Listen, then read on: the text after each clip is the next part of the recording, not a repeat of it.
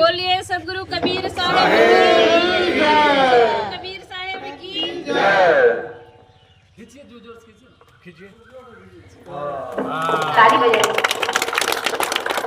संत सम्राट सतगुरु कबीर साहब की जय। कबीर की जय जय गाएंगे कराएंगे। कबीर की जय जय गाएंगे पारख की ध्वजा फहराएंगे। सम्मान की हमको चाह नहीं अपमान की हमको वाह नहीं। सम्मान का हमको चाह नहीं अपमान की कोई परवाह नहीं। तन मन धन प्राण चढ़ाएंगे पारख की ध्वजा फहराएंगे। कबीर की जय जय गाएंगे पारख की ध्वजा फहराएंगे। कबीर की जय जय गाएंगे पारख की ध्वजा।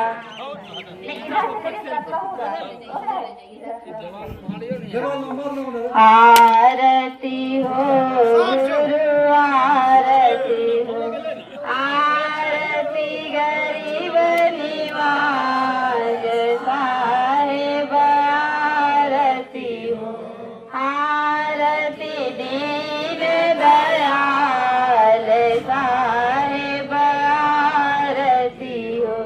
ज्ञान आधार विवेक की बाती ज्ञान आधार विवेक की सूरत जो जाग साहिब आरती हो।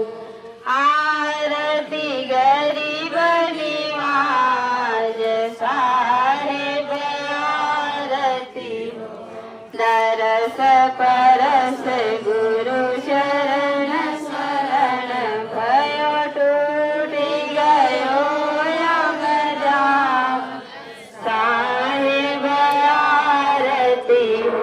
साहिब कबीर संतन के कृपा तब ही चुनब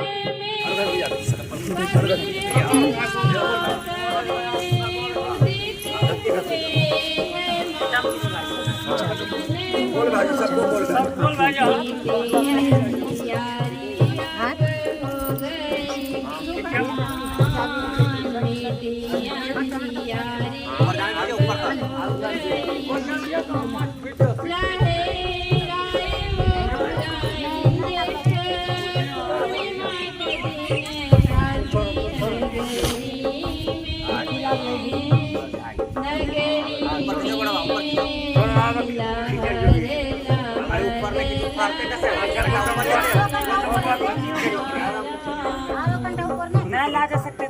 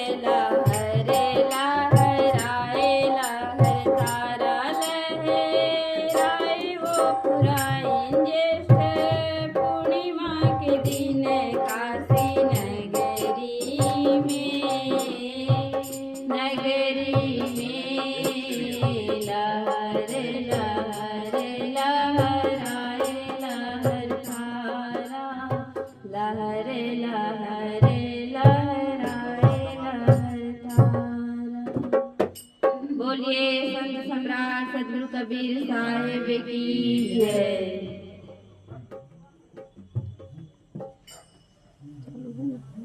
लाइटें फिर बंद हो गई।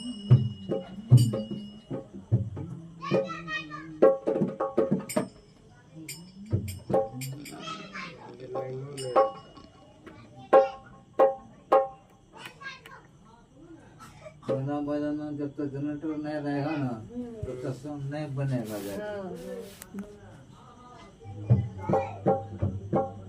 मेरी झोपड़ी गलकटियन के पास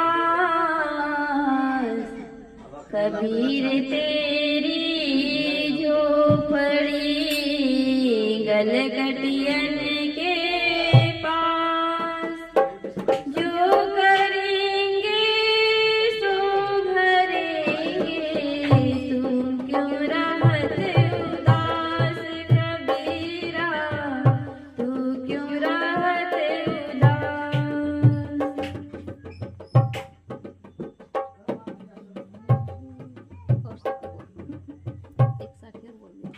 गुरु समान दाता नहीं याचक शीश समान।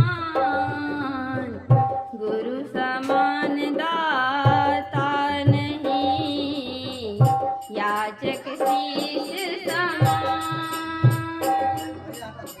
तीन लोक की संपदा सो गुरु दीनी दान कबीरा सो गुरु दीनी दान।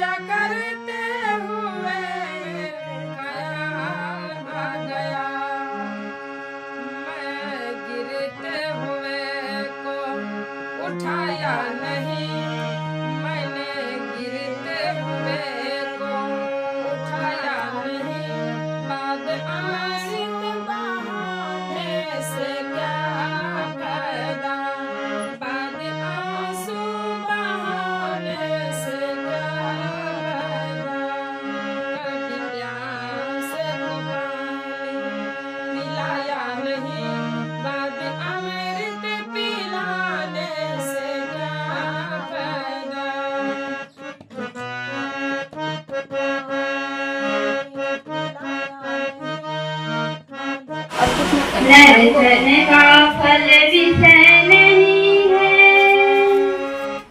नर्तन का फल विषय नहीं है, छोड़ो मान गुमान। सत्संग में सब मिल के आओ, हो जाए कल्याण। सत्संग में सब मिल के आओ, हो जाए कल्याण।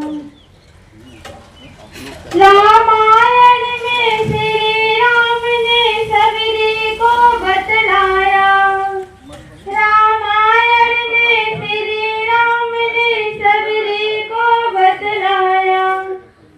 प्रथम भक्ति संतन कर संगा यही मार्ग दर्शाया, प्रथम भक्ति संतन कर संगा यही मार्ग दर्शाया, यही मार्ग दर्शाया। रत्नाकर बन गया देख लो, रत्नाकर बन गया देख लो, वाल्मीकि इंसान। सत्संग में सब मिल के आओ, हो जाए कल्याण।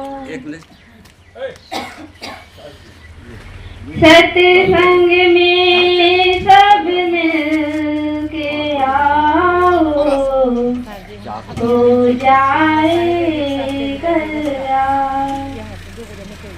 माता बहनों तुम भी मिल कर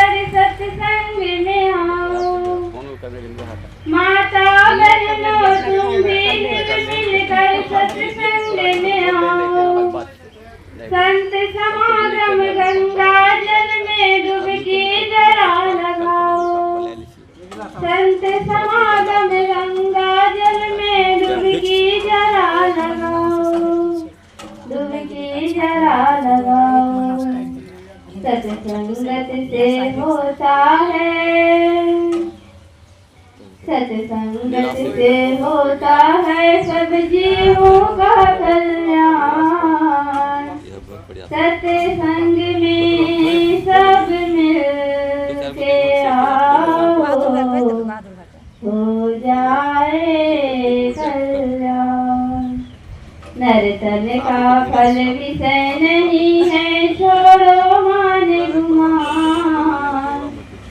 सत्संग में सब मिल के आओ, हो जाए कल्याण। ऊंचे पद और सुंदर तन का मत कर तू अभिमान। ऊंचे पद और सुंदर तन का मत कर तू अभिमान। धन दौलत सब पड़ा रहेगा, जाएगा शमशान। धन दौलत सब पड़ा रहेगा, जाएगा शमशान, जाएगा शमशान।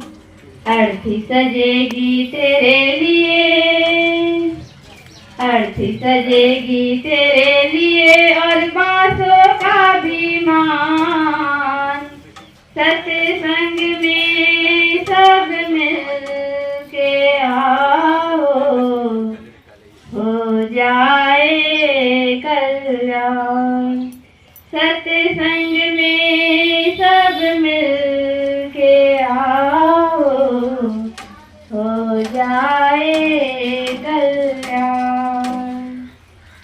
बोलिए सदगुरु कबीर साहिब की जय। सदगुरु कबीर साहब एक अनूठे महापुरुष थे।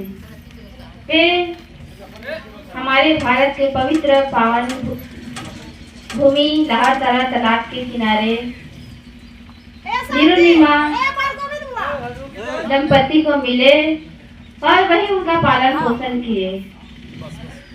सदगुरु कबीर साहब को बचपन में बहुत गरीबी से झेलना पड़ा और पढ़ाई लिखाई का तो उस समय जमाना ही नहीं था।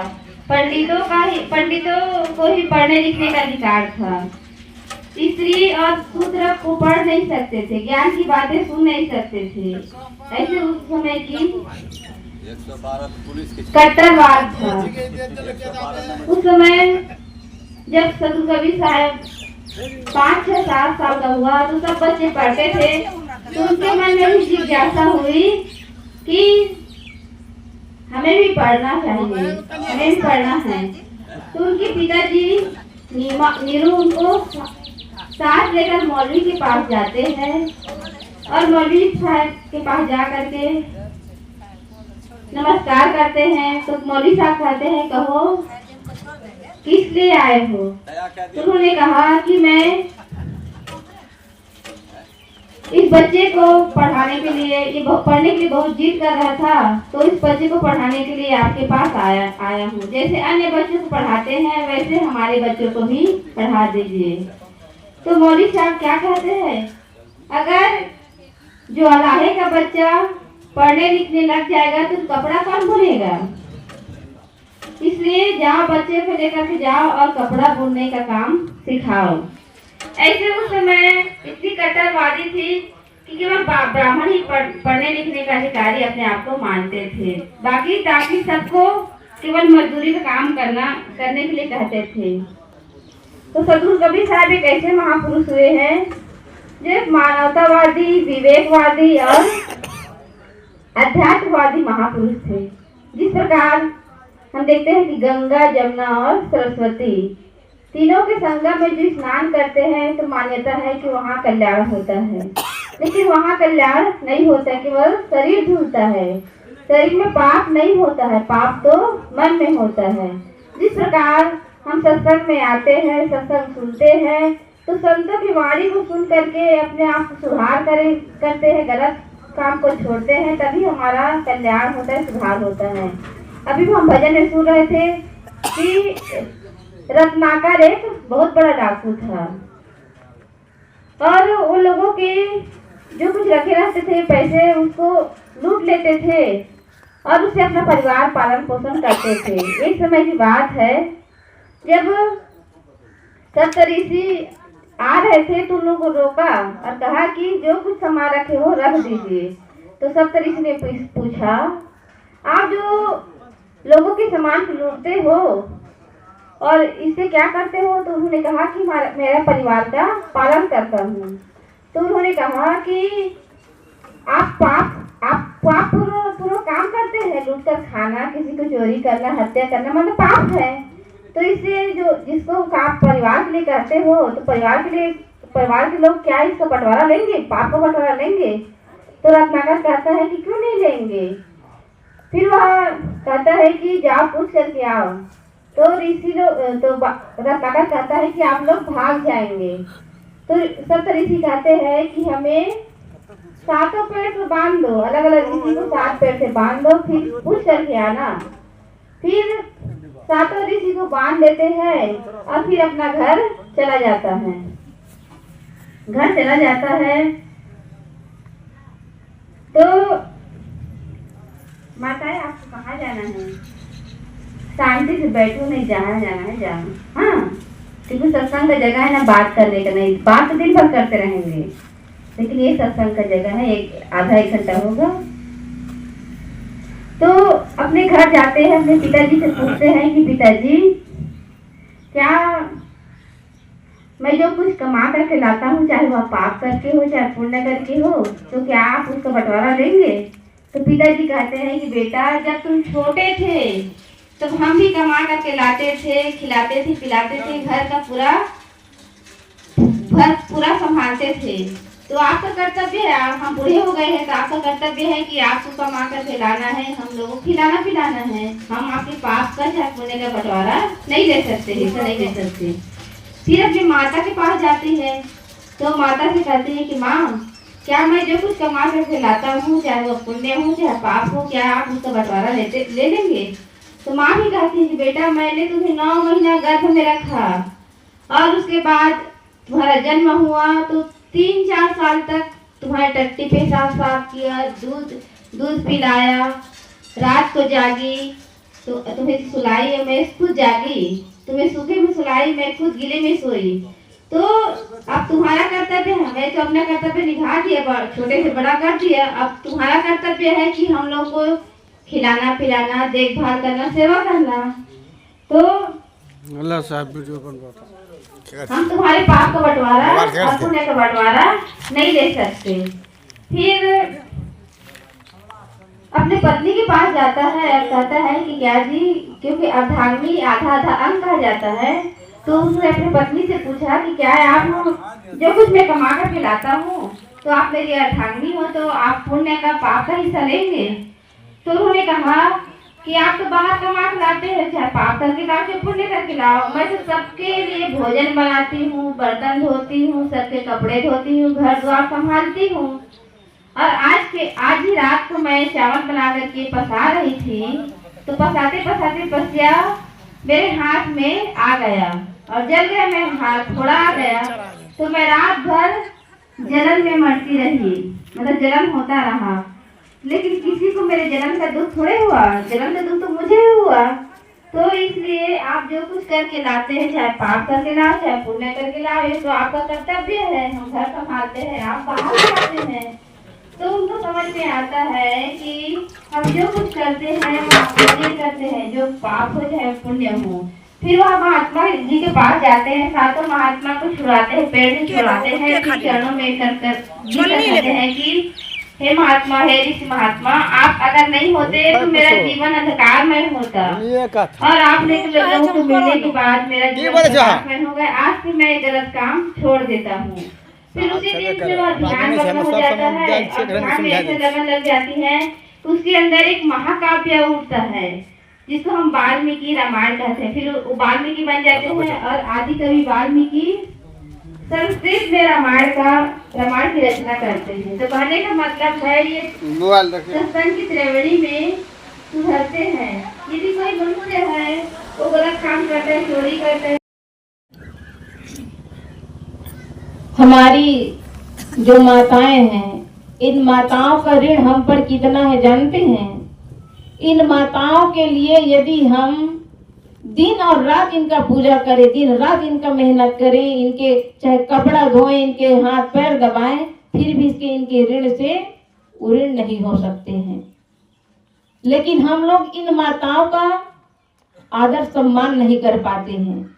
एक बार एक राजकुमार को ऐसा लगता था कि मैं बहुत बड़ा चक्रवर्ती राजा हूँ और मैं किसी का ऋणी नहीं रह सकता।